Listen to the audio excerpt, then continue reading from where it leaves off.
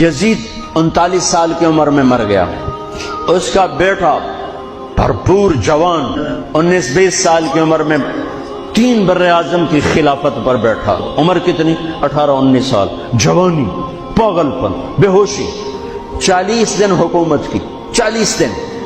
41ویں دن اپنے سارے خاندان بنو امیہ کو اکٹھا کیا اور آ کر ممبر پہ یوں بیٹھا، کہنے لگا آج ایک بات کرنی ہے تم سے۔ ان کو پتہ نہیں کیا اعلان کر رہا ہے، کہ دیکھو میرا باپ ظالم تھا، جبار تھا، ظالم تھا، اس نے تخت کی خاطر اہل البیت کا خون بہایا، اور وہ تخت جس کے نیچے اہل البیت کا خون ہو اور جس تخت کے نیچے حسین کا خون ہو، میں اس تخت پہ لعنت بھیجتا ہوں۔ یہ ہے تمہاری حکومت، جس کو مرضی دے دو، میں یہ جا رہا ہوں۔